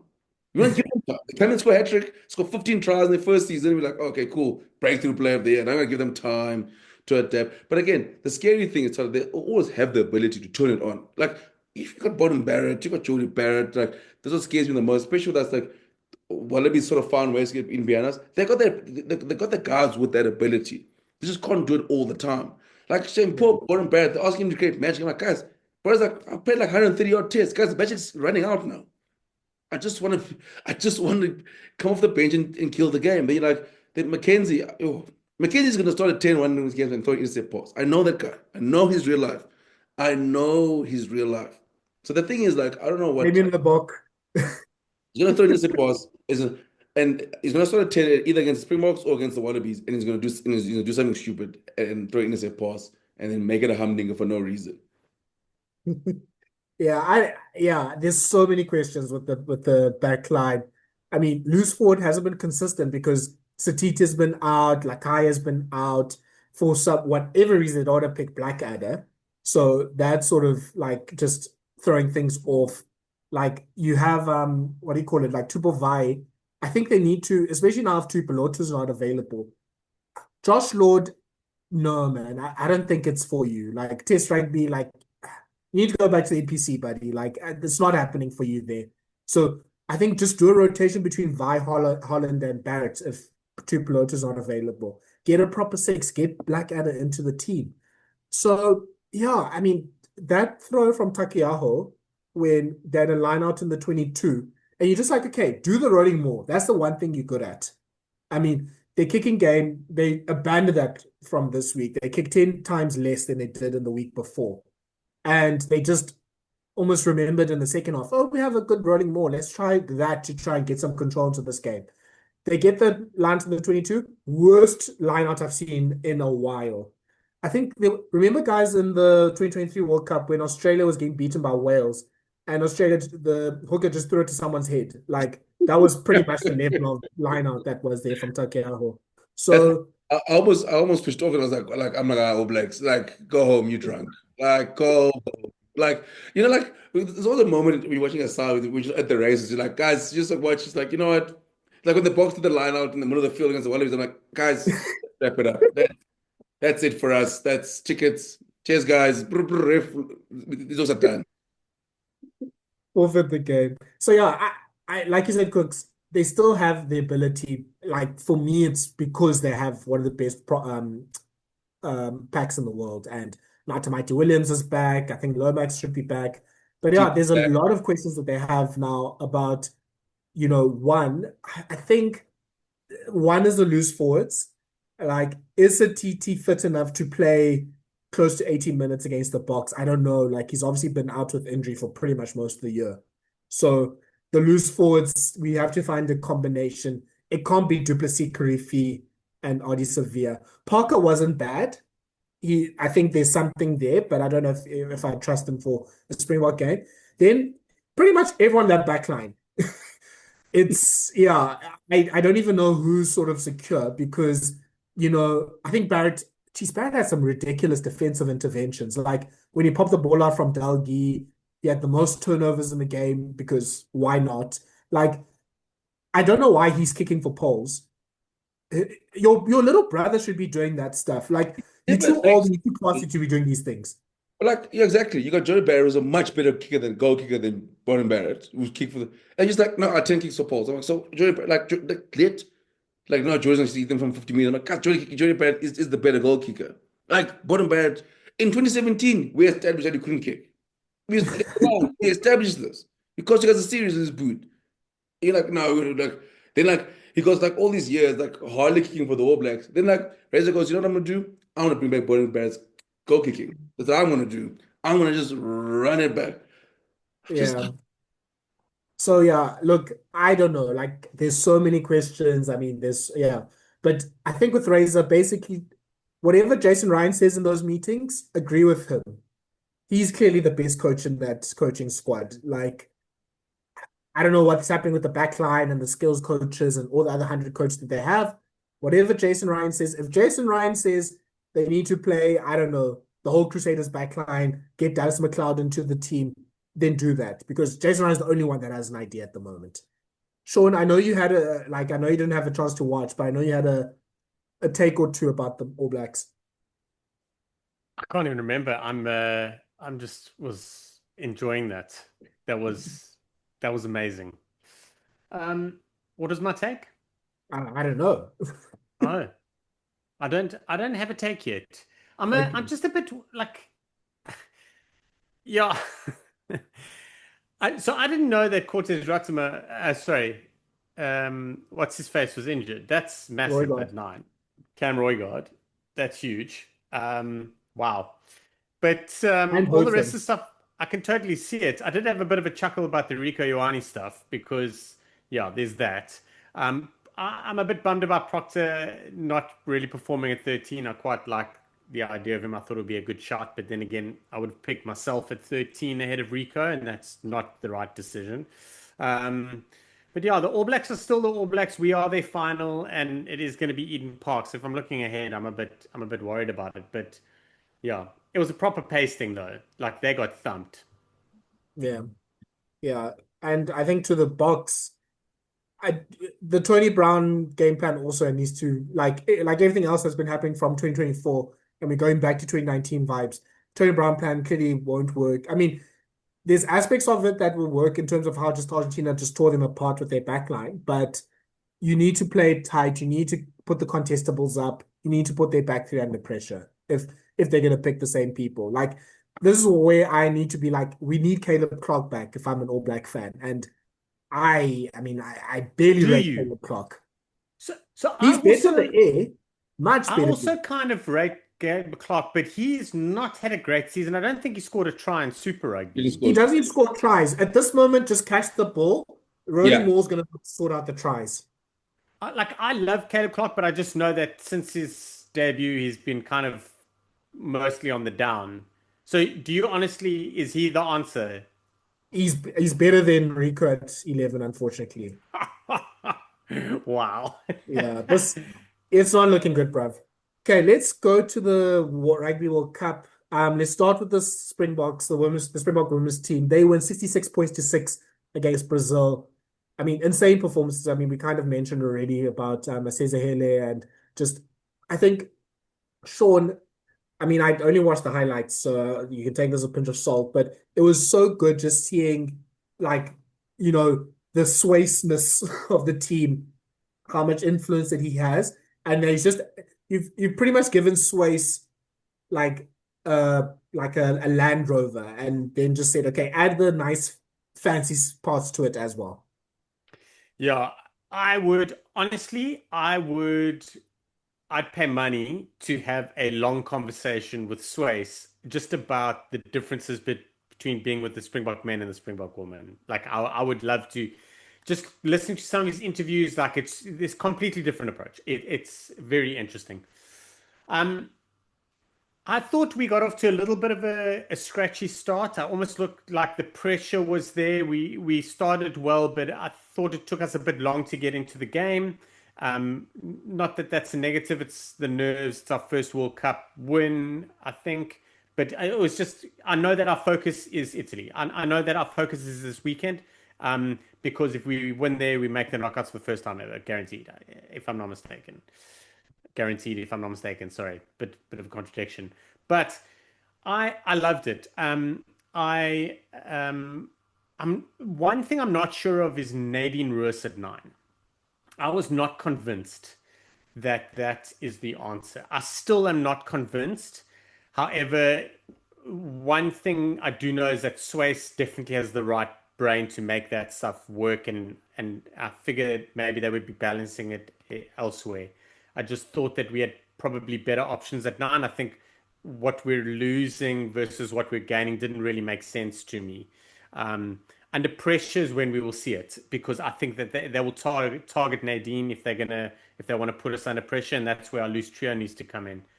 But yeah, wow, the ladies looked like they were having a good time.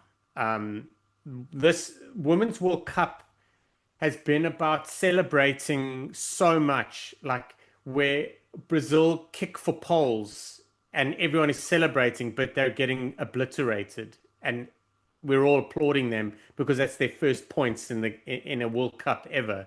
Like some sides have never been to a World Cup. Like it's amazing. We're celebrating everything that's great about sport, which you don't really do in the men's game. Like if someone takes 50, 60, 70 points in the men's game and everyone's like, no, Namibia don't deserve to be there. I would rather we had Argentina. Bad example, but you understand what I'm saying. Like this is what I love about it. Like we know that sides going to be one-sided for many of them, but there's so many stories around it, and we listening to it, and it's amazing. So sorry, I digress. But the the women outside, we are looking good. There are a couple of things that we need to clean up, but we've got the players, like especially Cesar Hele. She's also our glue guy. Like there's so much that revolves around her, and it's not just those massive plays that she brings. It's really, she balances the team out. I think she provides a lot of leadership. I mean, we were having these conversations about her in the last World Cup in New Zealand, that first game. Someone we put the stats up on Twitter, and someone replied to that after this weekend's game. I mean, she had massive numbers back then. I think it was against Fiji. But yeah, it's amazing. I'm looking forward to seeing what happens moving forward. Great game for us to prepare for Italy. That is the one thing I'm happy about, is like a couple of cobwebs, the nerves, get a good win, stuff to work on, and then we go and focus on what we need to focus on. But this World Cup is going to be blockbuster. I think there are going to be massive, massive viewership numbers. I saw something the other day. There were 2.4 million people that watched the French women play in France. Like ridiculous numbers. Yeah. Kooks, yeah, I mean, France, I mean, beat Italy. Really, I mean, it was tough at the start, but at the end it was 24 points to nil. But yeah, obviously Italy is it's a quality team. It's a Six Nations team. But I guess the main thing sort of to take out of it in terms of maybe weaknesses is France's scrum obliterated Italy, so obviously trying to keep it up front. But Italy's defense was really like, it kept quite strong in terms of like the big ball carriers that France has. So Hele is probably like another level as a ball carrier, but we're gonna have to, and maybe that's where Swayze and his tricks come in, is we'd have to do something a bit different in order to take, those opportunities. I also think it might be a match for Briandre Dolph and for her to take points and take penalties if they're available. Like, I think we need to just build scoreboard pressure, because look, France did well to keep Italy to 0, but they have a really sick attack themselves. But yeah, I think it actually sets up well that this match is going to be really like we'll meet Italy as well as we could meet a team at their level right now and at least have a fighting chance against them. Yeah, 100%. And I think also the nice thing is we got the confidence of the Brazil game, and I think obviously Italy, yeah, we got the players to hurt them. I think that's why like, Hugh Griffith, I mean, fan on the podcast mentioned with Swiss that he spoke to him about the Nadine Ruiz sort of move, and he's making it and Swiss is making Nadine Ruiz sort of watch videos of Antoine Dupont in terms of You breaking. can see it. You And, can see it. you can see it. I mean, the try that Hele scored for a hat trick. I mean, I think for me, with it more than Nadine Rose, I think in getting it close to the ball, I think the Springbok women's biggest strength is that 8-9 sort of. You got a Cesar Hele there who's going to make meters. So offloading games is improved leaps and bounds. Now she's offloading to a Nadine Rose who's coming off. Sorry, running the scrum of lines. You get someone like Apio Ngwevu who was fantastic as well. And so what happens is like whenever I think that's where the Springbok the game breakers are. Yes, we have pace out wide, but I think obviously like with Hele and Webu, those are two biggest ball carriers, and they do a bunch of the carrying, and they get over and they get over the advantage and looking to offload. But now you're offloading to someone like Nadine Roos, who's once she gets through, it's fantastic. But I just love how well Libby played on the weekend as a Jans van Rensburg. I think the confidence she has. I think with God with what Swiss is doing. So this weekend, I think Swiss will have a trick up his sleeve, and I'm very keen for us. I mean, obviously, this is a massive test. This is obviously our World Cup finals against Italy Yeah. because we don't want to find ourselves in a situation where we need to beat France to qualify, which will be very tough. And yes, we are getting a lot better, but I just think this is the big one, and I think there's no better sort of timing and planning than to play Italy than now under Sweats, and especially for me, like for our first World Cup pool in a long time, how convincing it was, how ruthless we were once we got going, and some of the tries that we scored, that was fantastic for me. For me, I loved it, and I think we got more than enough to beat Italy. I think that could be one of the games of the weekend. Yeah, massive. The Italian defense was something that I was super impressed with, and we got to break them down. Also, it's important. Like I know that I'm talking about like Nadine, and I'm saying I don't know how the balance is going to work, but the roles in the women's game do work different to the men's game. It's not a copy paste thing. Like it's very interesting seeing the size of some of the players, like the locks or the props, and seeing how mobile they are. It's very different. But I tell you, Malinga excites me. I love watching her play. She's got gas. She's got gas, Crazy man. finisher. Yo, and that is what's key for me is if we definitely have the midfield, especially with Mpufa to link and create that space, and then with Dolph to like kind of integrate in, we can definitely bring our sort of back three into a bit of space, which is all we need is space. But Cooks, you touched on it. A Cesar Hele, her soft touches in the game, those offloads, she's not dying with the ball. Like that try that she set up for Russ, where she took that contact, and you could just see by the shape and by the hands that she was always looking to suck in that player and then just pop because Nadine was going to be there. And that pairing are going to be like that's going to be a combo that's going to hurt many a side. Yeah.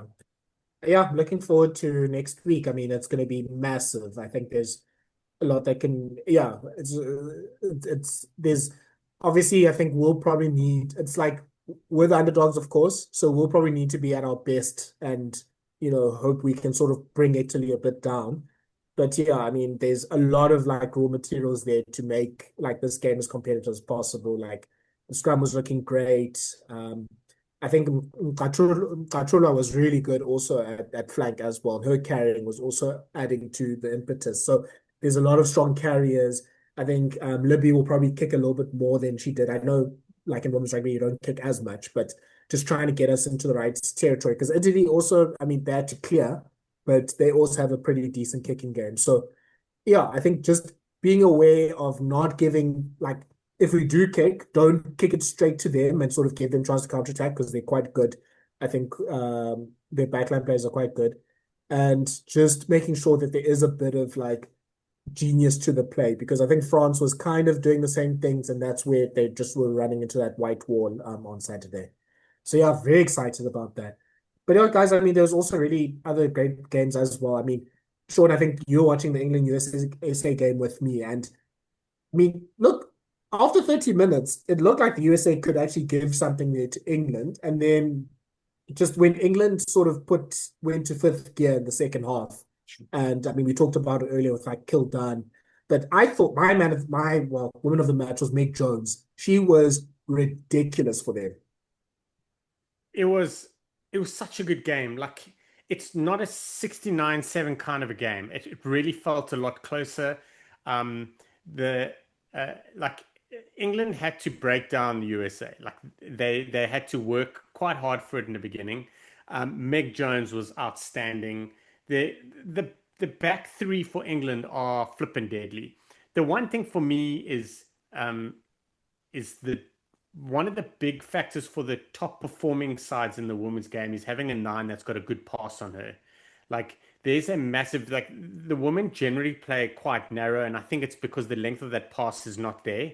But you find like England, New Zealand, I think Australia. I didn't watch them, but Yeah. Australia, like they've got a nine that can give you an extra 4 or 5 meters on your pass, and that width is deadly. But Ellie Kildan, she is the most natural looking rugby player. Like when the way she runs, the stuff she does, like her touches, she's super natural. Like it's she's gonna score a lot of tries. There's a very good chance of her being player of the tournament. Like I think she's that good. Like it so soon. Yeah, Um, maybe like this comparison. She runs a lot like Teddy Thomas. Like it's just so effortless. pew pew, my man. It's exactly that. Super balanced. But yeah, the thing is that England have a ridiculous pack, and they use their scrum, they use their maul. The problem for everyone else is they have the backs that almost equal it. Everyone always talks about England's forwards and their pack and how they dominate you. That is how they really did it in New Zealand in the last World Cup, and they didn't make it. It was all about their forwards. It's still about their forwards, but they have the backs that almost equal them in terms of skill.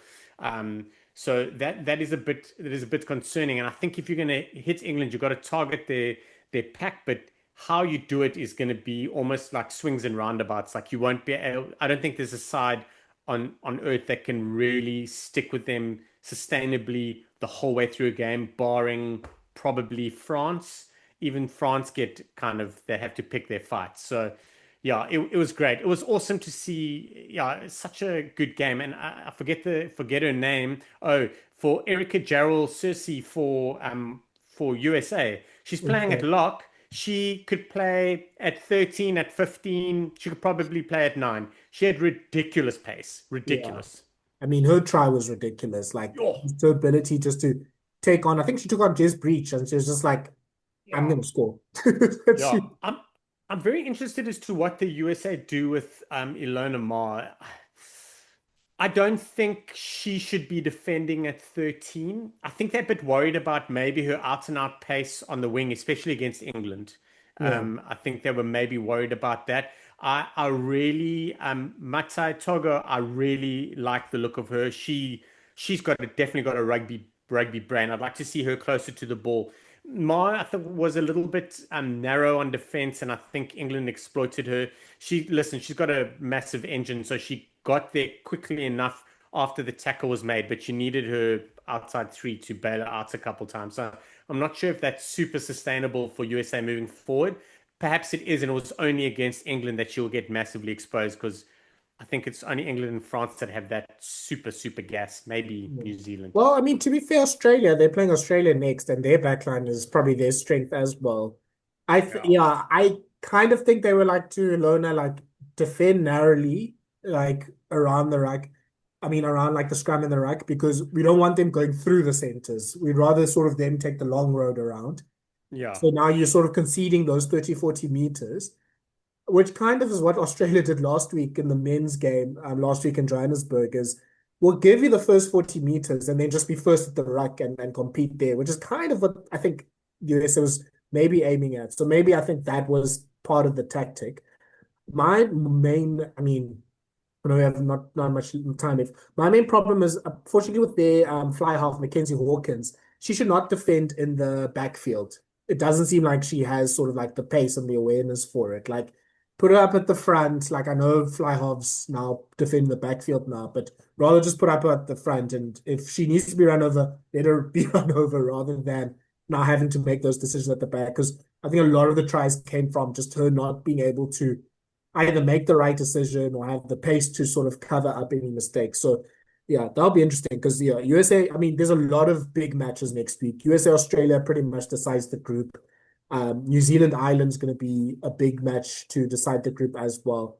Ireland looked really good in their game against oh no, Ireland's playing next week against New Zealand. My bad. But Ireland looked really good against Japan. I think, but there was a moment there where Japan could have come back. Japan was like literally attacking. It's 28-14. They literally have an overlap. They'll score a try, and then Higgins, the Ireland center, intercepts and runs 100 meters to score, which turned the match on its head. Yeah, that was proper intercept, and she had wheels, eh? Yeah. I mean, and she picked it up so well, like Yeah. because it was literally like either if she misses it, it's literally a walk-in try. So that's gonna be great. I mean, then I think the other match that I saw at least was Scotland Wales. Obviously, that was probably the match of the weekend in terms of the two closest teams. But yeah, Scotland thrashed Wales, just adding more problems to Welsh rugby at the moment. I mean, literally nothing has gone right for them at the moment. Yeah, it was quite something. I actually also missed that one, but I've just seen the fallout of it. It's a big result for Scottish rugby as well. They were pretty much underdogs from what I remember. So yeah, just adding insult to injury. Yeah, so it's also revenge because last World Cup, Wales and Scotland were in the same group, and Wales beat Scotland with a last-minute penalty.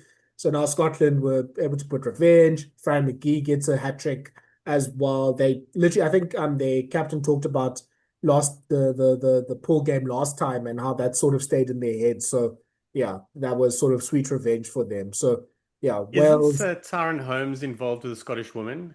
I'm not sure. I I'm not think sure. he was or still is. I'm not sure, but suffers abroad.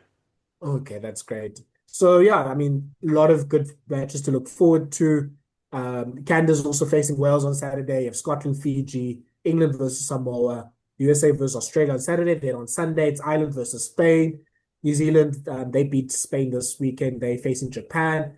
France versus Brazil, and then Italy versus South Africa, the main game. 4:30 Sunday afternoon. Make sure that you watch that. Yeah, I mean, I wanted to make some jokes about Wales going down to two unions, but I think that's too cruel right now, unfortunately. Don't knock them down. Well, come on. I was going to ask you, Cooks, if which of the two would you keep? I mean, Dragons, of course, would be your first choice, right? I'll get rid of all of them, to be honest with you. But like no, I don't know. I love one you keep. I just think with Wales at the moment, like rugby is not a thing actually currently, just as a country. But the main side, the men's side one, you probably, I mean, Carter was probably one of them 100%. Probably you got to go Carter Ospreys. Yeah. Well, at least Louis Rees-Zammit is back in rugby, so that's a positive. And Close to Wales. He's like a chip in a putt. yeah, I think he said he's living in Cardiff still, so he's going to drive in every day to Bristol. Yeah, it's super easy, man. It's probably takes longer to get to Stellenbosch from Cape Town. And congratulations to you two on the Sharks beating Province for the relegation basement. Yeah, I'd keep quiet if I were you, Mr. Bull.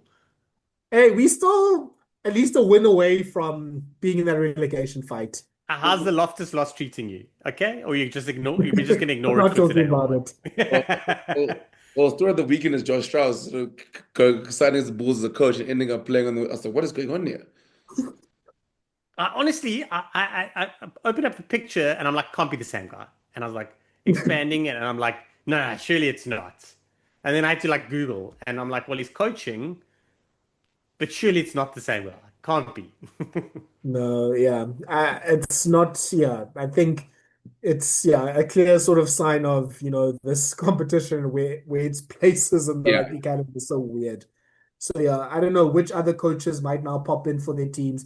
JB Peterson, I think he could probably still do a job there for the Sharks. They Bro, need him. Yeah, I don't know. So we'll see. But yeah, gents, let us finish up there. Thank you so much for listening to another episode of Rugby Bits podcast. Please follow us on our social media channels for any updates that are happening. There'll be a lot of squads coming out for the Rugby Championship, but also the teams announced for the Rugby World Cup as well. Please watch this podcast either on YouTube or on Spotify as well. Share this podcast, like, share, and subscribe to the podcast channel as well. Make sure that you share it with your friends. And yeah, there's so much rugby that is going on. We will definitely be back next week to wrap that all up. So goodbye. cheers, guys. Bye.